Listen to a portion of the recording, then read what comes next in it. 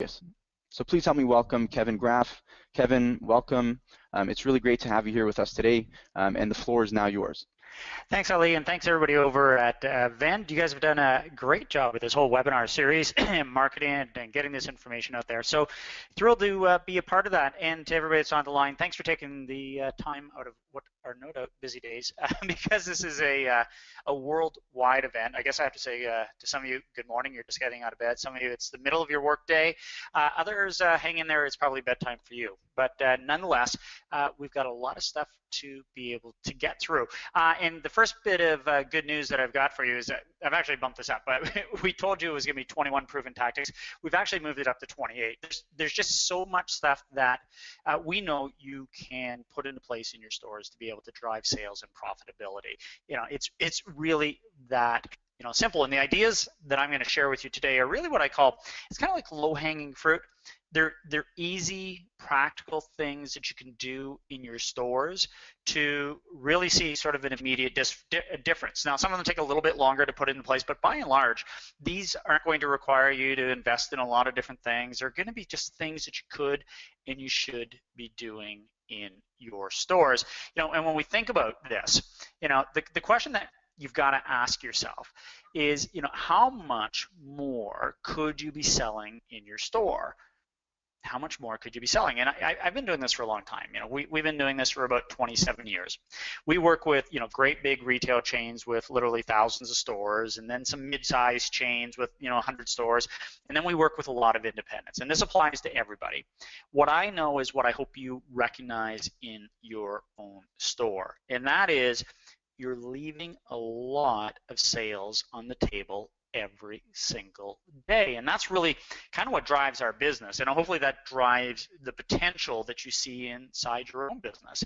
And it's not to say that what you're doing out there now isn't good. It's not to say that you're a bad operator, but it is to say that we don't sell to every customer that we could that comes into the store, and we don't maximize the value of every transaction. We could probably sell a little bit more, and we could probably get more people coming back to the store.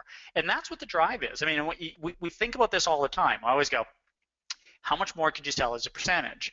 And then I twist it, and I always give people different ways of looking at it. And one of the ways I challenge people to look at it is I always say, think about the best salesperson that's in your store. Maybe it's you, maybe it's somebody else on the schedule. And then consider, if everybody in the store was as good as that individual, how much more could you sell? And suddenly the light bulbs go on and people start to go, wait a minute, I could and should be selling a lot more than what I'm selling today. And that's the beauty of this thing. You take what is hopefully a successful business, and now you start to look around and you go, look, selling 5% more just isn't that difficult.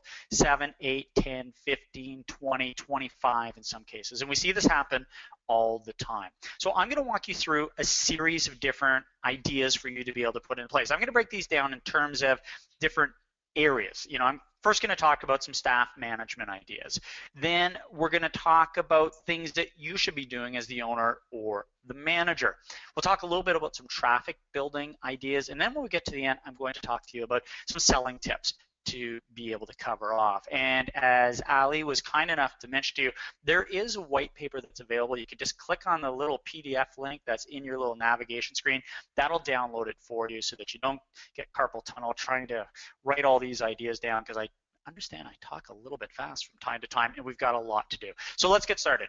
Let's talk about staff management and how it is you can get better productivity out of your staff. This is a huge area that we all need to do a better job at. So let's talk about some of the things that I think you could and should be doing. And this very first idea that's going to pop up on your screen in a second talks about setting goals in your store. Now, if you were in front of me, I'd ask you to raise your hand if you have a daily sales target in your store. Now, it's a pretty wide audience that we've got on the phone, so let's just say it like this. If you don't have a daily sales target in your store today, you're leaving at least 5 to 10% on the table, period. Goals drive human performance levels. It drives effort. If you don't have clearly defined goals, whether it's a sales goal or we break it down to individual metrics like average sale, items per sale, conversion rate, products of the day, whatever it is, you're missing the easiest thing there is to do in management. And some of you on the line, not everybody, should be tracking individual sales targets, which gets you an even greater bump in productivity because there's nowhere to hide. So step number one is to stop hiding behind the fact that you think goal setting is either too ambiguous, it's too much guesswork, which it's really not, or that if you share the sales results with your team, they'd all quickly want to raise. You need to put goals into place and know that people are on these things. The second part is tracking performance. Talk about your goals at the beginning of the day and then track your performance over the course of the day. There's no sense putting a goal into place at the beginning of the day for your staff and then not talking about it until you get to the end of the day. You have to track it over the course of the day so staff know how they're doing. It's like putting a hand gently on their back and pushing them forward to sell more than they're selling right now. That's step number one. Now, we talked about setting goals. So now let's talk about tracking and coaching key metrics in your store. So most people are all over the sales number. Great. But what are the numbers in behind that we could and we should be tracking? There is this simple little retail equation that we talk about in stores all the time. It says traffic times your conversion rate percentage times the average per transaction, your average sale, that equals your sales. So traffic is the number of people that come into your store, whether they buy or not. Conversion rate is the percentage of those customers that buy. So if you had 100 people came in and 32 made a purchase, you would have a 32% conversion rate. Really important to understand that number. And then we multiply that by the average amount that each customer spends. Some spend $5, some spend $50. The combination of those things produces your sales. So it makes sense to say that any increase in traffic, conversion rate, or average sale will get you more sales. Now, as simple as that equation is, that's what's being talked about in retail boardrooms around the world every day. How do we get more people in? How do we get more people to buy? How do we get more money out of every individual customer? That's really what the drive is. Now, in your store, these are all really important numbers to track. Now, some of you probably have traffic counters on your store. I always say I wouldn't own a store without a traffic counter because it always starts with how many people come into the store. If I know that, now I know what my conversion rate is, and now I can start to take a look at my average sale, which for the advanced thinkers out there, you know that's a combination of two things. That's the items per sale, the average number of items that each customer buys, and the average unit price, the price point of those items. Sell them more items or sell them more expensive items and your average sale goes up. Those are the metrics that you start to track, those and a whole bunch more. And when suddenly you've got goals in place for those and we start building plans to drive those numbers, we get better results. You know, and I always give everybody the 30-day challenge. I always say, look, challenge yourself. Pick one of your key metrics. Make it average sale, make it items per sale. Give yourself 30 days to improve that number by 10%. Come up with a realistic plan. And the funny thing is, almost everybody does it because once you understand the number and what goes in behind it, and you start planning towards it, and you're talking to your staff about it, and you're charting it, and you're rewarding it, we're doing all these good things, and suddenly the number starts to move, you start selling more stuff. It's as simple as that. And when we take a look at, you know, this example that's going to pop up on your screen in terms of how we drive business. Let's say that I had 1,000 people walk into the store and my conversion rate was 25% and my average sale was $73. That would get me $18,250. But take a look at this. If the same 1,000 people come in and my conversion rate stays at just 25%, but I move my average sale up to $76 instead of $73, just a lousy extra $3. I sell $19,000. That's a 4% increase in sales. Now let's go backwards. 1,000 people come in. I move my conversion rate to 30%. So instead of selling to 25 out of 100, I sell to 30 out of 100. So that's only 5 more customers. Like, don't misunderstand. 70 still aren't buying. I still only get $73. Now I sell $21,900. That's a 20% increase in sales. And you can see where the numbers go. You start moving up your conversion rate, move up your average sale, and suddenly we start to take a look at some pretty big sales gains. Now, it's not easy to go from 25 to 30, and it's not easy to go from 73 to 76, but it is designed to show you what's possible in your store.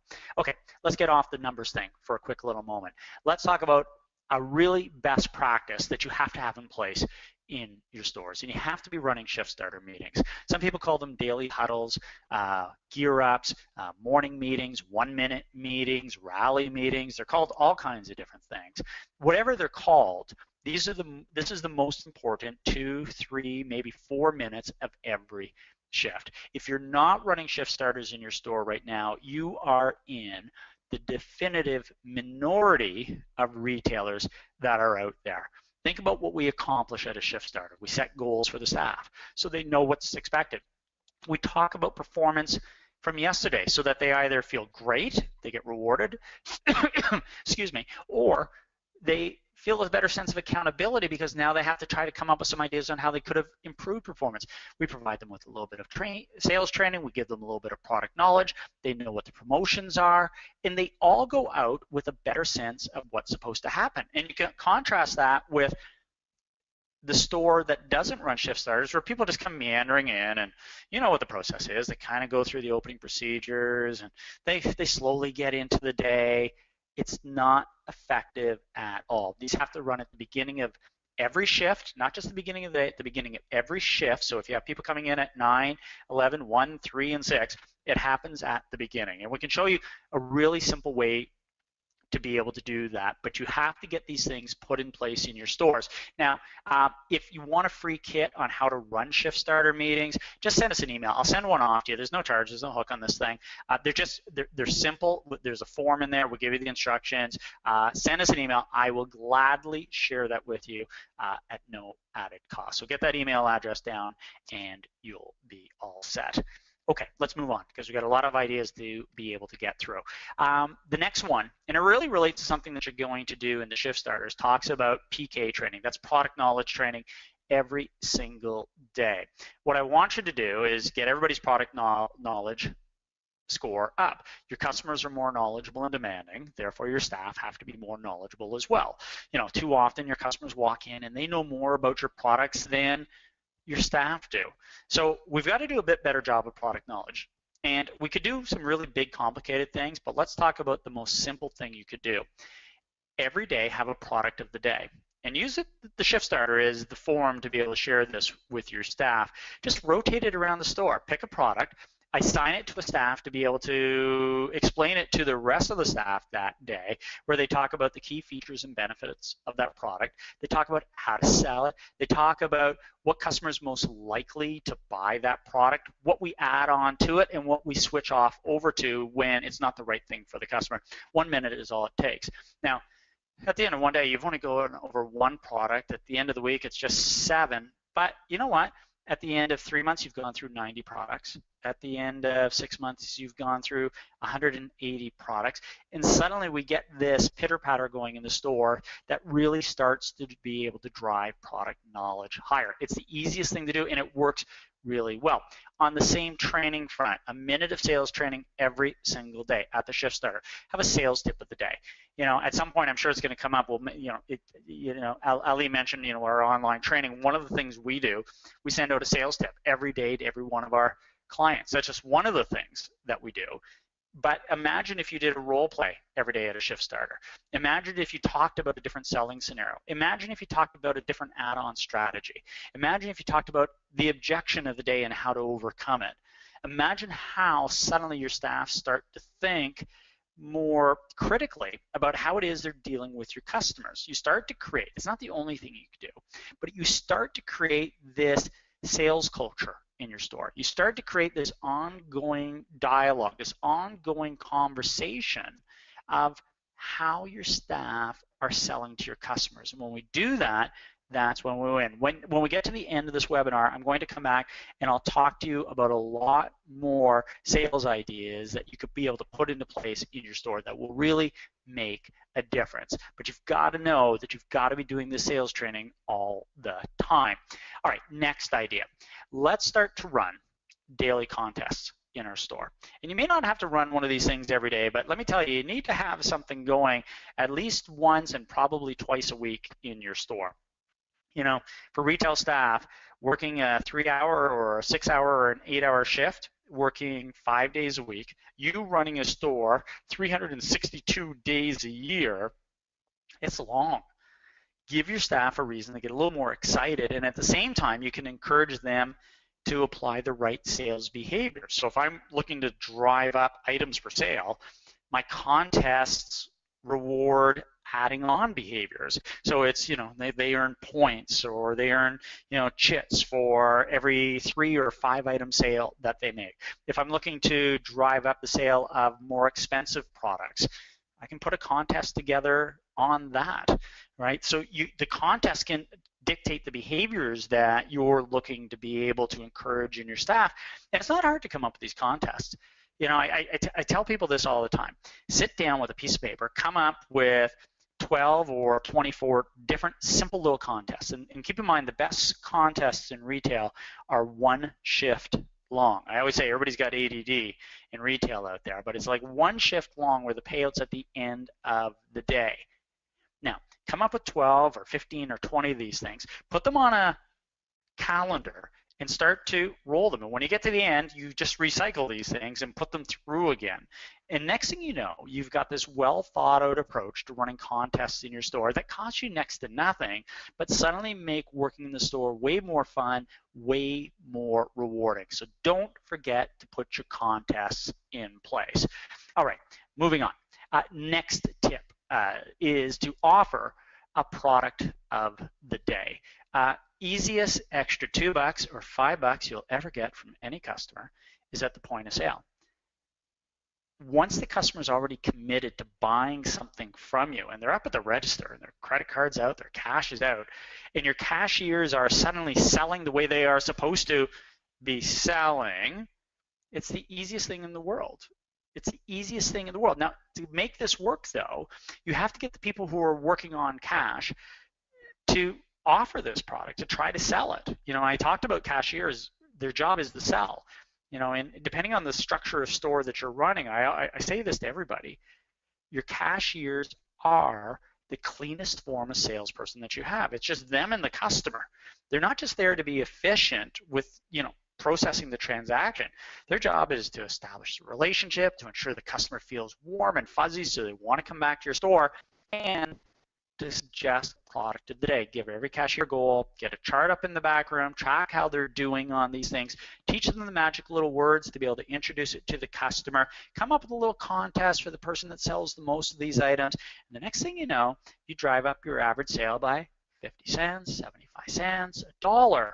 The trick to the products of the day, and you probably already know this, keep them, depends on your store, relatively inexpensive. So in some stores it's like a $2 item, in other stores it's $5. If you are a fashion store selling more expensive stuff, it could be as much as a $15 or $20 item. But keep it a simple little discussion. Keep it to be an item that's got wide appeal, so the impulse factor is easy to be able to understand. And more often than not, these products have great big margin attached to them. So you want to be able to push these things out the door. They don't sell just because you put them up on the cash lane. They sell because your cashiers enact with your customers and get these things out the door. Easy, low-hanging fruit for you to be able to do. Let's get just a couple of the tougher points that I want to cover off with you about managing your staff. And this one says to drop the duds. It's a jargon term, but I'm pretty sure everywhere you are in the world, you know what I mean when I say duds. I'm talking about those staff members that are happily taking your money in salary and or wages, but are not giving you an equal return for that money. These are the individuals that, honestly, they might be a great person, but they're in the wrong place at the wrong time. So I tell people, give yourself an incredibly short window to fix or improve this person or get them off the schedule. Make a commitment to doing everything you can to fix this person, because I'd rather you fix them than get rid of them. It's way less expensive to fix them than it is to get rid of them and then hire somebody else. But give yourself a window of no more than 6 to 7 weeks to get working on this person. Do everything that you can do. Might not be everything that a great big retailer could do with huge resources behind them, but do everything that you can legitimately do to make this person successful. But at the end of the day, if they've made the decision not to be successful in your store, get them off the schedule. because you are driving down the performance of not just that person, but everybody else around them. You're driving down the performance of the store. You're subjecting some poor, unsuspecting customer to this dud out there. You're subjecting all your other staff to having to work with this person who's a terrible teammate. Get them off your schedule as fast as you can and replace them with somebody that's going to do the job they're supposed to. And the bigger the store that you are, you can extend that time a little bit. The smaller the store you are and you're working with on average 4, 6, or 8 people, you can't afford to have anybody in your store that is not pulling their weight. Get serious about performance out there. And the next point that's going to come up on your screen goes along that exact same line. Demand compliance on your standards. Look, there is only one way to run your store, and that's the right way. Your standards, those are those list of minimum non-negotiable behaviors that you have for your store. They're minimums. They're not great big high level things. They're minimum things, but they are non-negotiable things. And I talk to retailers all the time, and I could talk about this point for 3 hours with you to talk to you about what this really means and how you go about solving this. But look, if you thought about all your standards, your housekeeping standards, your merchandising standards, your service standards, your selling standards, loss prevention standards, dress code standards, administrative standards, and you thought about all those things and you put them all in a hat and you stirred it around and you had to give yourself a score on compliance on a scale of 1 to 10. 10 means we're perfect, we don't suffer from any non-compliance, and you work your way down. If you're like everybody else on the line, you're probably thinking you're anywhere between a 5 and a 7. Some of you might be an 8. But make no mistake about it, the only acceptable score on compliance on standards is a 10 out of 10. Think about it. Minimum non-negotiable expectations, minimum. So these aren't high things, and they are non-negotiable. So what are you saying when you say that you're at a 5, 6, or 7? It's that you can't even achieve the minimum in your store. And I'm not looking to dump on you, but this is kind of that little kick in the butt that says, wait a minute, you got the right to run your store the right way. You do. And you're not being a big bad bully, and you're not being a nasty boss. You're simply saying, guys, look, we're going to operate this store with a higher degree of pride. We're going to run this thing the way it's supposed to be run. Nobody's going to argue with you about that. Like, you know, getting your staff to say, okay, I'm going to show up on time. Well, there's a biggie. Wear my uniform the way it's supposed to be worn. Okay, well, that's not hard. If I walk by a customer, I'm going to look up, smile, and say hi. Like, none of these things are particularly challenging. And think about what would happen to your stress level as the manager, as the owner, as the operator, if all of a sudden you were at a 10 out of 10. You could get on with growing the business. Now, it occurs to me that one of the biggest problems is that most people don't have their standards written down. Like, I ask people to say, could you come up with your top 10 standards? And you know, I give them a piece of paper and they start working on it. It's like the first time they're doing it, and it's really challenging. And then I always go, stop. If you don't know what the top 10 are, how will your staff know what the top 10 are? And I tell everybody all the time, just take the time, jot down a list of standards so that you can talk about them. And that little snapshot, that's just something I saw in somebody's back room. It's one of our clients here over in Canada. And these don't have to be your store standards, you know, but you look at this stuff. You know, number one, we'll greet every customer who walks through the door. Well, that's not earth-shattering. We'll take customers to the products they're looking for and not just point them in the direction. We're going to keep our store clean, including the floors are swept, wash and clean. And you go down this stuff and you kind of go, okay, well, there's no rocket science here. There's nothing controversial on here. But now if you have this written down, you and your staff can work towards that. You can have a standard of the day where you say, guys, okay, today we're working on, you know, point number 2. That's the thing we want to talk about to make sure we're getting good at it. And the next day you're working on point number 9, right? Nobody's going to eat or drink on the service floor, keeping snacks and drinks behind the counter and out of the customer site. Like, really? But if that's one of our standards, and then you go down this list or your list and you get those 10 things right, you go, oh my God, we're running a better store. And if you can get those 10 things right, then add 3 more. And when you get those 3 right, add 3 more. And the next thing you know, your store just gets better all the time. Run your store the right way. All right, let's move to some like cheerier topics because those ones are always like a little cranky to be able to talk to you about. Encourage gift card purchases. I always say, gift cards are, God's gift to retail, for any number of reasons. You think about it, we know that not every dollar gets redeemed on gift cards. We know that if you give somebody a $25 gift card, odds are they're going to probably come in and spend the $25 plus a little bit more. And on top of that, they give you the money and they don't take any product from your store. So it's kind of giving you a cash advance that you get to now play with. And then later on, who knows, maybe a week, 3 weeks, 3 months later, they come in and redeem it for the product that they're entitled to. But you've got to encourage these things always. And I see retailers selling these things, and some people do a really good job. And more often than not, it's just kind of a benign sale where they're there, and if a customer asks for it, we'll sell it to you. But it should be part of your add-on strategy, right? It should be part of that last little bit that you do with a customer is to suggest a gift card so that they've got a gift available in case somebody gives them one. It's a nice little added thing to be able to sell to them. It's a great thing to be able to sell to a customer that's been in the store that hasn't made a purchase and it's on their way out the store. Maybe that's the thing that you do, but do a better job of being proactive with your gift cards. And next thing you know, you're going to discover you're going to get a bump in the number of gift cards that you're selling, and that all translates into more dollars for your store. The next point is one that, for obvious reasons, I'm fairly passionate about. It's more training and coaching for everyone. And this point's going to come up sort of repeatedly in here. You think about what's gone on, and this has gone on around the world. This isn't unique to North America. This happens everywhere. Because of the web, because of online shopping, because of the increased amount of competition that we have, your customers expect more. They're more knowledgeable. When they walk into your store, they're more demanding. They've done all their research online. They know what's going on in the marketplace. The staff bear the burden of that increased expectation. And I go to conferences all the time. I speak at these things, and the theme comes up repeatedly. Brick and mortar retail is going to be just fine. It's here to stay. Don't worry.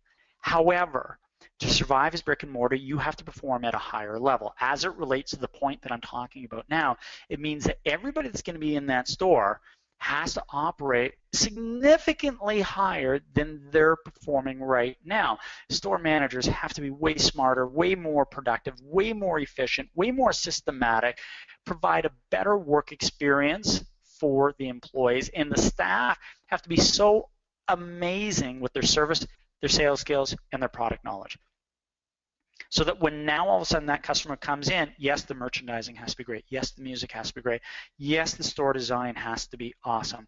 But the staff have to match that. They can't just clerk the sale. They can't just be an afterthought out there anymore. Take a look at what you've got in the cupboards for training and coaching right now. And if you're not proud of what you see in there, get out there and find things to put in the cupboards and execute that stuff at a really high level. It will come back to you over and over and over again. Drive this thing to a much higher level. Next point's a nice easy one for you to be able to wrap your heads around on here. If you were a client of mine, you'd have a great big sales board in the back of your store. We would find the biggest piece of real estate that's available on a wall in the back, and we would make it all about sales. There would be a big sales chart in the middle, 1 to 31, the whole month. I'd have last year's sales, what the target was, what we actually did, key metrics on there would all be colored up, highlighted up, starred up. I'd have all my sales tips around the outside, some product knowledge, anything to do with sales would be on that board. I don't want staff to miss it. I always say to my clients, if I go in the back room and it's all about, health and safety, but there's nothing up there about sales, I go, well, that's great. Nobody's going to run with scissors, but nobody's going to sell anything either. We're in the business of selling some stuff, so let's talk about sales. So challenge yourself. What's up on the back wall? Because whatever's back there is probably what your staff are going to recognize as being near and dear to you. And look, if you're going to put it up on the back wall, make sure you keep it up to date. Because if you got this thing up there and you've got a sales chart up there and you go 4 days or you go a week and you don't update it, your staff see that you're just taking a shortcut and you're not that committed to it. You know, one of the little tricks to keeping those sales boards up to date is get your staff to update it. Give somebody that job every week and rotate it around, and now they've got to confront what the reality is of the business, and it also gets done. As a manager, as an owner, I know you get busy, so you can get them more involved with that. All right, let me give you a few management ideas. Let's move off all the staff stuff and let's talk about some things. These are really designed for the owners that we've got on the line today, because a couple of these ideas you may not be able to enact if you're a store manager that's on the line. You kind of need management control, not for all of them, but for some of them. You know, the first idea that's going to come up here really speaks to anybody, you know, owners, managers. It says, you know, get out on the sales floor every day. You know, one of the traps I see happening all the time is, you know, we make you a manager or we make you an owner, we give you a nice little office in the back, and you hang out back there. And you're doing really important stuff, I know, like paperwork. But look, make no mistake about it. Your customers, your staff, and the product are out on the sales floor. We make money out on the sales floor. We typically spend it in the back room. Get out on the sales floor. You know, the hardest skill to find, to nurture in a retail store is being a good merchant, somebody that really knows how to drive the sales floor. The paperwork stuff, the old A plus B plus C equals D stuff, I mean, it's a lot easier for me to train somebody how to do that stuff. That's kind of like fill in the blank stuff. But watching staff, coaching staff, leading staff, mentoring staff, watching traffic flow, modeling for your staff how you're supposed to be selling to customers out there, understanding what's really going on with the product, listening to feedback about it, that's the stuff that drives the business. We can't do that from the back room. So I just tell everybody, look, whatever time you're spending in the back room, cut it in half, figure out some way of delegating some of that stuff, take it home with you. That's a great idea. But get out on the sales floor. That's where the action is, and that's always how we're going to drive the business to a higher level.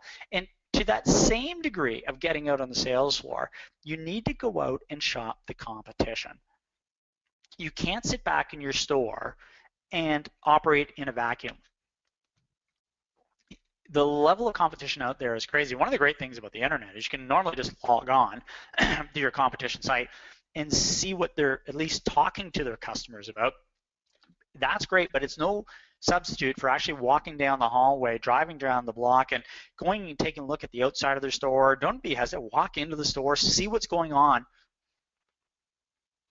Excuse me, because you know that's exactly what your customers are doing. So you've got to level the playing field. If your customers are doing it, you need to be on top of it as well. So take the point of being able to do that. Okay, the next point. It's one of my favorite points for independent retailers. For all the chain retailers that are on the line, if you're a store manager or a district manager, this one's not for you because this probably falls outside your scope, so don't be racing back and saying, hey, Graf said to round up all our prices. They've got that. But for all the independents that are on the line, I see some goofy prices, excuse me, on a lot of products that are out there where we're just giving away stuff. Now, I know you can't raise the prices on some products because you'll tell me that they're price sensitive, and customers know it. Great, terrific. If it's price sensitive and moving it up 50 cents would mean you're not going to sell as much, then don't do it. But that doesn't apply to the vast majority of products that are in your store. So take a look at the chart that's there. You say, okay, if I assumed my original gross margin was 40%, if my initial price was $52.99 and I rounded it up to $54.99, if that's not a price sensitive item, I'm not going to sell any less at $54.99. I'm going to make an extra $2, and instead of a 40% margin, I'm now at 42.2. $9.69, absolutely ridiculous price tag, right? Unless it's price sensitive. I'm not going to sell any less at $9.99. It's 30 cents more. My margin is now 41.8, not 40. You know, $11.69, $11.99. Not going to sell any less. Extra $30, 41.5. Go around your store and take a look at it and just challenge yourself. What are those goofy prices that you have where you can just round it up and you'd probably make an extra point or two? And in the battle of trying to drive margin, getting an extra point, point and a half, 2 points, that's huge. You know, everybody talks about Walmart. Walmart is the master of variable pricing. You know, everybody says, well, they're so tough on pricing. Yeah, they're very tough on pricing on price-sensitive items. So the stuff that's up and down the aisles, that's on the end caps, incredibly well priced. But they know you have no clue what the price of contact cement is supposed to be. So when you end up in the hardware aisle, and for convenience reasons, you pick up the contact cement, odds are pretty good you're probably paying a little bit more for that than you could down the block, because they know that's not a price sensitive item. They're smart enough to know, look, I'm just going to round up the price. They're not going to gouge you, but they're going to make an extra 20 cents, 30 cents, 40 cents, 50 cents on that item. And that's what's driving the profitability of the business. So go around and check to see what your prices look like, and guaranteed you can make more money by rounding up some of those things. Nail down your best sellers. Retail can be a little complicated, but there's some things we do out there that are incredibly simple. Once you know something's a bestseller, for goodness sakes, never run out of it. Or do your very best never to run out of it. Bug your supplier well in advance, nag them, find an alternative supplier. It's so hard to find a bestseller. When you have something, don't get caught with it out of stock. We do so much experimentation. You go to a buying show, somebody tricks you into buying some product that looked really good. Normally it's because the staff are really good at selling it to you. You bring it into your store and it sits there. Okay, great, I get it. We have to experiment. We have to try to constantly find a new revenue stream. But that's not at the expense of our best sellers, because the moment I run out of stock on a bestseller, well, now I'm incredibly pooched all the time. The next point that comes up, challenge every expense in your business. I'm going to give you this little example of what challenging expenses really means to your bottom line from a relative perspective. Now, I know that most retailers have already done a really great job of kind of like paring down most every expense possible. If you're on the line, you're in a big chain, that's been an ongoing process, and we've done a great job of getting those costs out of the business. But let me give this to you from this very small perspective. Let's say that I could figure out a way to save $200 a month in expenses. So you go looking around and you go, wait a minute, I want to be able to shave $200 a month out of my expenses. How could you do it? Now, don't be like everybody and go to wages right away, but you might go to advertising. I get it, but I run a small office. We made a small change, very small change. We just switched to runs all of our wireless phones for us in the office, and we only have, I think, we have 5, I think, on contract right now. I made a change. I save $500 a month. $500 a month goes into my pocket. And then we made another change. I changed all of our internet and all of our phone providers. I saved another $150 a month. The point that I'm making is you can look around, you can find these expense savings periodically in your business. But what does that really mean? Well, if I save $2,400 a month, or $200 a month, that's the same as $2,400 a year. That's the same as having to sell $48,000 in sales based on a bottom line of 5% of sales. And most of you on the line are running on a bottom line of 3 to 5 to 8, maybe 10% on the bottom line. 5% of 48,000 is $2,400. So you tell me, is it easier to save $2,400 or to sell $48,000 in products? And the answer, of course, normally is to get after it and start to save the money where you can save the money. It's just a constant reminder of how money flows to the bottom line. So really get out there and take a look at those expenses. The next point's an incredibly depressing one, but it's a really important one. We've got to be able to clamp down on shrinkage. And I saw that sign that's there, you get a free ride in a police card if you shoplift from this store, compliments of the police department. Shrinkage it's a nasty bit of business, to say the least. We've done a great job in retail, in all honesty. Since I got in this business 27 years ago, shrink rates have come down for the most part every year, where we're now typically running a little less than 1% out there. But if in case you don't know what shrink is, your book on the books, it tells you how much inventory you're supposed to have. You count it, and there's less than that. That's your shrink. So the question is, where is it going? And this, some people don't want to believe this. They throw up their hands and say that can't possibly be true. Your employees are stealing the vast majority of it. Most people think, oh, that couldn't possibly be true. True in almost every store. The employees outsteal everybody else. Customers are stealing some. There's a lot of paperwork errors out there, and then there's a few other things like damages and unnecessary illegal markdowns, those type of things.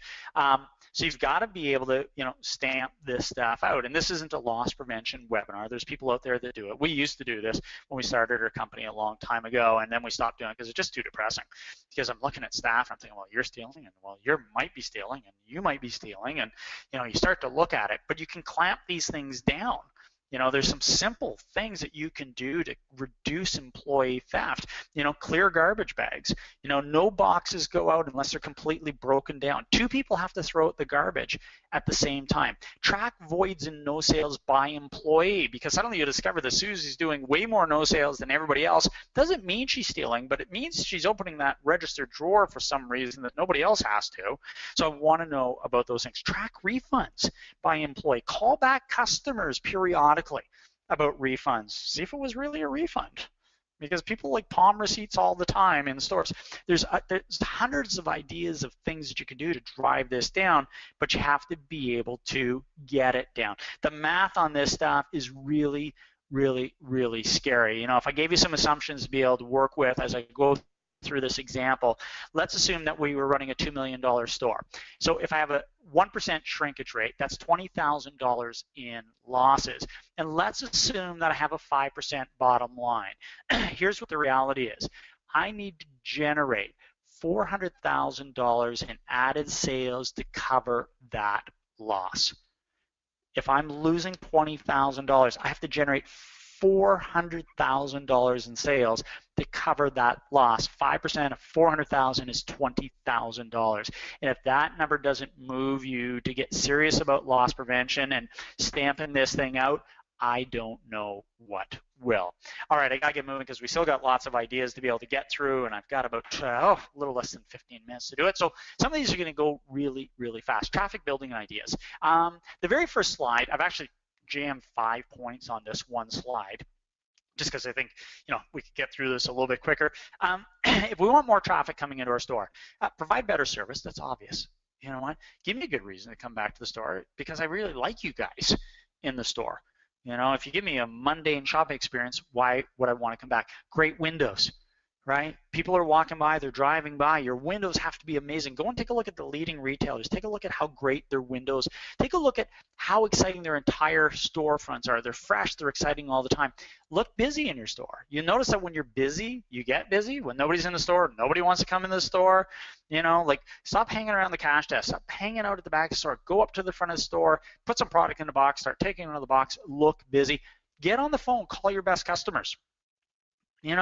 If they're your best customers, give them a good reason to, come back to the store. You know what they like. It's in the store. They're a sale customer. You've got stuff that's on sale. Pick up the phone and call these individuals. It's a bit of a lost art. It's not an intrusion if you've got rapport with your customer all the time. The next point that's going to come out, this is a scary one because it's where retail is going. Every store almost looks like a flagship store that's out there. You got to make your store look like it's worth coming into. I challenge people all the time, go stand outside your store and take a look at it and just ask yourself the question, would you shop here? Would you walk into the store? Now, you probably can't, invest $600,000 in renovating your storefront like some people can. However, you can clean it up and you can fix your windows and you can do better displays and you can do something that's a little more interactive to give your customers a reason to come in. The next point, community-based marketing. One of the things I'm incredibly proud of is how involved with communities a lot of retailers are. I don't think a lot of retailers do a great job of marketing out all their good deeds, which is a missed opportunity. But there's so much good that you can do in your community that comes back to you. And this really applies to the independents that are on the line. Get involved with the community. I know a retailer in the one town over from here drives her entire business, I swear, off of community-based marketing events. Everybody in the community loves the store. Why? It's not because of the products and it's not because of the prices. She's got a nice little product selection. She's got decent prices. Excuse me. But it's sticky. Everybody feels a commitment to going into that store. So look for ways that you can get involved in the community. And now we get to our last points on here. It's a good thing because I think my voice is going to give out in the next little while. Selling tips. We do a lot of sales training. We started the company back in '88 just teaching people how to sell. So we've got a little bit of information and a whole lot of insight into how to sell more. What I know is that selling is not something that anybody is really born into. It's a definitive science in terms of how we go about establishing rapport with the customer, how we develop likability, how it is we can do a better job of driving the business. So let's get started. First and foremost, and this is the thing that shocks me the most with retailers, is that you have to actually learn how to sell. And it's that big duh moment for a lot of people where, you're running a business that survives based on your ability to put sales in the register. Yet the majority of retailers that I deal with haven't actually trained themselves or their staff how to sell. And it's this ridiculous gap. It's like going to somebody that's going to cut your hair, but they've never actually learned how to cut hair. It's like getting somebody to fix the brakes on your car, but they've never really learned how to repair brakes on a car. So now all of a sudden we look at it and we kind of go, wait a minute, have you learned how to sell? And if you haven't actually put into place a sales training program, to stop what you're doing, go out and find one, research one, read about one, do something to actually teach your staff how to sell. It comes back to you in spades, like in spades and spades and spades. Learn how to sell. Now, some of the things that I can share with you to help you sell a lot more right away. Simple little selling tips. Number one, rapport is everything in the world of selling. The 70% reason that you will or won't make a sale to a customer normally is tied to your rapport with the customer. You see, customers buy from people that they trust, and they trust people that they like. It's as simple as that. Like leads to trust, leads to buy. So the question is, how likable are you and your staff? And there are so many things that you can do to be way more likable to your customers. You just need to work on it. And I tell you, slow down. Be a real person when you go wait on the customer. No more can I help you. No more cheesy sales lines. Like, just slow down, be a real person going over to talk to another real person. Laugh, joke around, talk about social things, right? Before we get into the business of the business, what they're looking for today, let's just develop a little bit of humanity between each other. When we do that, they relax, you relax, and now we start to sell much better. Ask more questions is the next point. We are doing way more selling when we're asking questions than when we are talking about the products. Way more. This is the hardest part of selling. Rapport is the most important. Not that hard to do. Most people mess it up. Not that hard to do. Asking questions, really, really hard to do this really well, because most people just do this by the seat of their pants, and as a result, don't ask enough questions. It's normally you walk into a store, you get 2 questions, and the staff makes a recommendation, which is just, it's the equivalent of throwing the product against the wall and hoping it's going to stick. Solutions-based selling says no. The more you can understand about your customer, what their hopes, wants, needs, fears are, more that you can understand about their previous experiences, what they're looking for, what they've seen already in the market, the more we can delve into that. Now when we talk about a product, we're presenting it as a solution to that customer. And it makes perfect sense that that's how we're going to drive better customer satisfaction, make better recommendation, but more importantly, present the right solution every time. I tell everybody, pre-think all the questions. Go around your store, take a look at the 5 main categories of items that you sell. Think about what are those 5, 10, 15 questions you should ask a customer for each of those common sales. Write them down, post them, start to memorize them. The moment you start to do that, that's when people start to ask more questions. That's when it really works. The next point really relates to helping you sell more items to every customer. You have to have an add-on strategy. You have to have an add-on strategy. So what I mean by that is, when you're in the store and you've successfully established rapport, you've asked tons of great questions, you've presented a winning product, you know the customer likes that product, now I want to sell them a second, a third, a fourth, and a fifth item.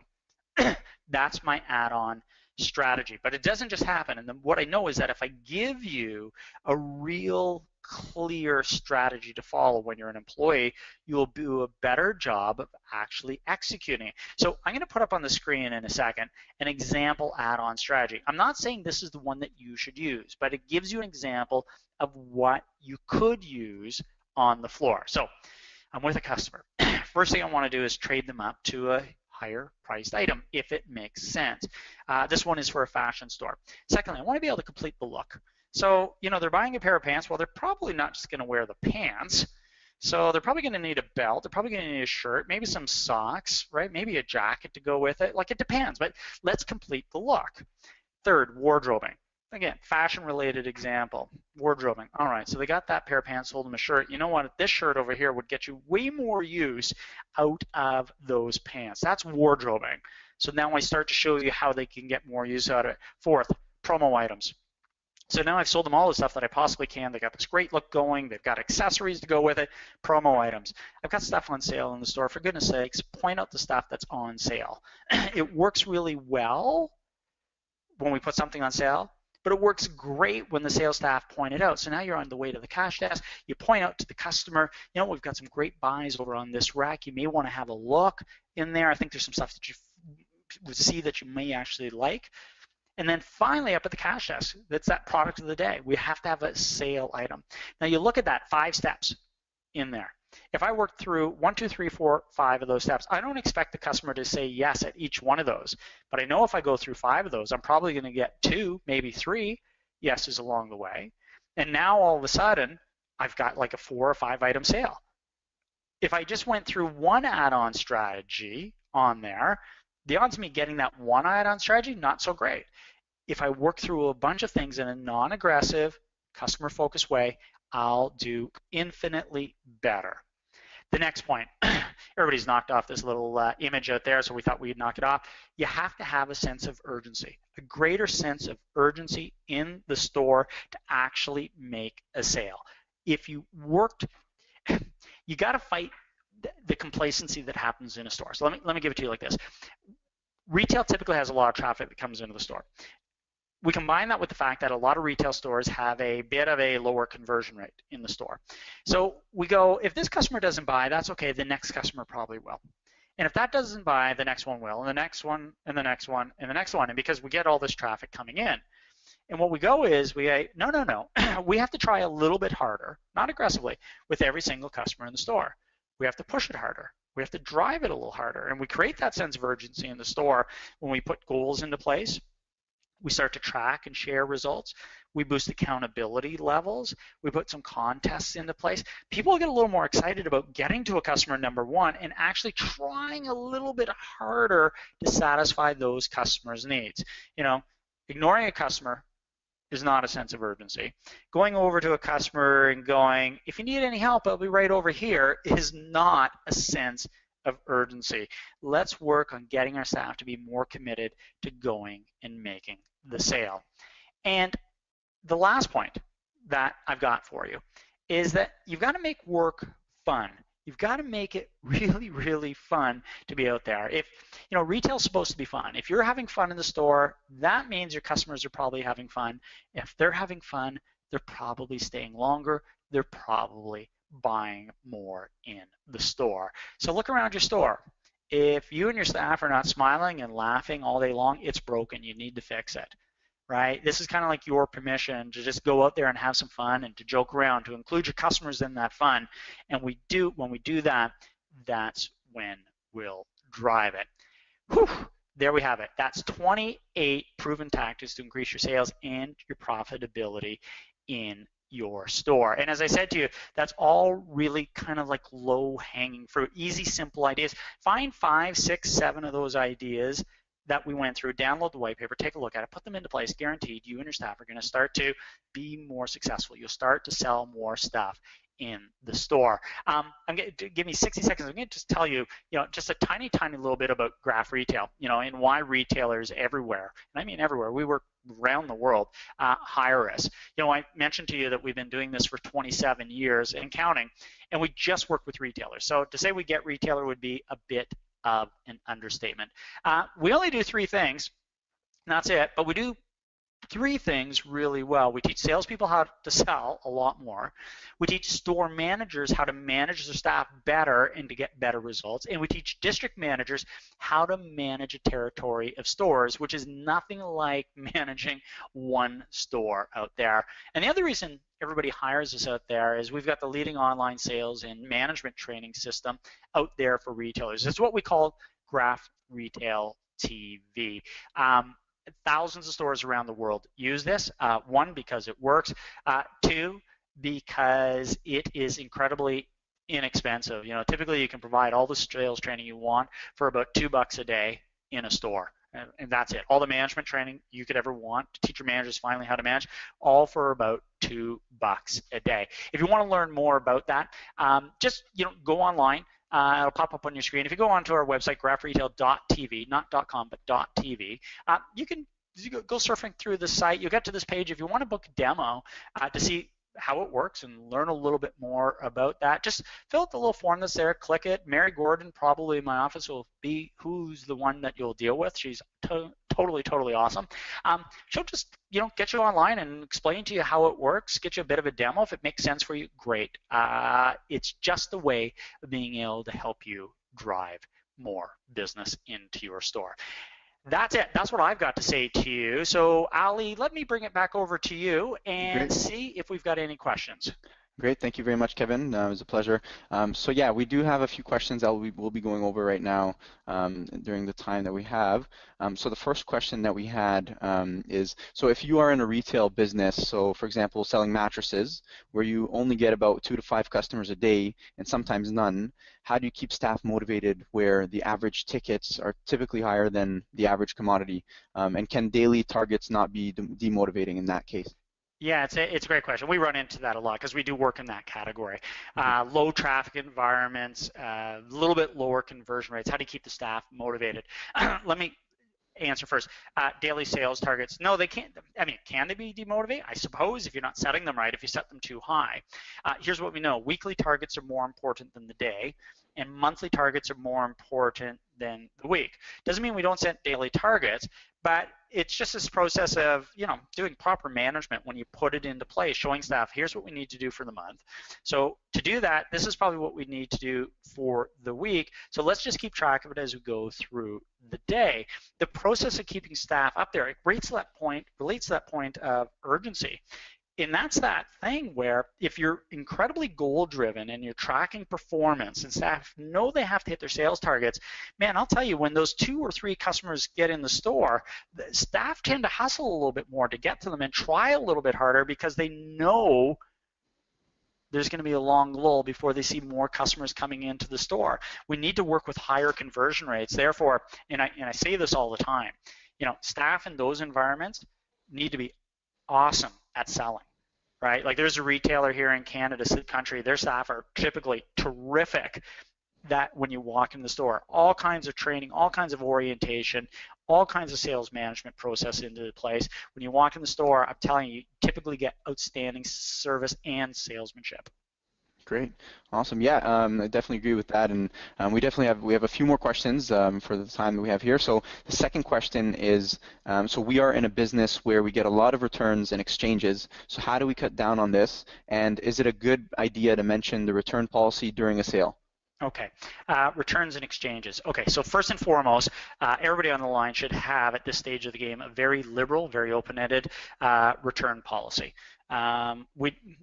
It's just a competitive strategy out there, and people who are concerned about returns and exchanges, I always remind them what they're spending on credit card costs for the privilege of accepting credit cards is costing them way more money than bad returns and exchanges. Should we mention it during the sale? Yeah, absolutely. We use it as a sales tool, right? We let customers know that we've got a no questions asked return policy. Bring it back within a period of time, whatever your stipulation is. But if you want to cut down on returns and exchanges, and it relates to this point we talked about selling, learn how to sell properly. You know, we don't push product out the door that we're not sure if the customer is going to like or want. You know, if we do a better job of asking more questions, we're more certain that we're making the right recommendations to their customers so that when they get it home, it's the right thing. If we're just pushing products instead of solutions, that's when returns and exchanges tend to go up. But the other side of the strategy, you know, there's a metric that you should track in your stores, especially in stores where you're getting a lot of returns and exchanges. What percentage of those returns and exchanges converted into a new sale? So that when a customer's coming back and returning and exchanging something, our job is to try to get them to buy something else. Keep in mind, you now know they have money, so that obstacle's out of the way because you just gave them money back. Try to convert those customers to buying something else in your store. Awesome, great. And another question, what sales numbers should or should not be shared with employees? I think you should share everything with employees. We've got retailers that take literally profit and loss statements store by store out to the staff and show them what the sales and the margin and the expenses were, what the bottom line was or wasn't in the store. The more we always say we want our staff to behave like they're in business for themselves. Yeah. Well, start to treat them like they're in business for themselves. Share with them as much as you possibly can. I know that's not going to fit everybody's mindset that's in here. I always say if you have staff that are working for you that aren't bright enough to figure out what your sales are, they're probably not bright enough to be working for you. Sales are sales are sales. It means nothing, right, out there. So share as much as you can. For sure. And last question that we can get to for today, and this is regarding, I think, the slide that you mentioned, the duds, and getting rid of the duds. So avoiding that from the beginning. So what key traits and types of experiences should you look for when hiring salespeople? That's a really open question, and I'll tell you the problem that I have with that is that it is so different for everybody that's out there. But here's what I would, the easy answer is to say if I had two people sitting at the table with me, one with 8 years of relevant experience in my industry and didn't interview very well, not a great personality, and then somebody else comes in with limited, if any, experience in my industry, but is has an awesome personality. I'm hiring the person with the right attitude, the right personality every single time over the person with experience. For sure. Because that, I can teach people the experience, I can teach them the skills, I can teach them the product knowledge, I can't teach them that sort of warm, welcoming personality. But if you want to get rid of the duds earlier on, go one step further, spend way more time in orientating your staff, giving them the proper training right from day one. Great. Yeah, definitely agree with you on that part. Personality definitely plays a larger role in sales for sure. Great. So that's definitely all the time we have now. For any of the other questions that we didn't get to, the webinar will actually be posted on our website as well as on YouTube afterwards. So it'll be there for reference. I wanted to thank you, Kevin, again for being here and great presentation. And we look forward to keeping in touch. Thank you, everybody over at Venn, and thanks to everybody that signed in with us today. It was great working with all of you. Great. Appreciate it. Thank you. Bye now.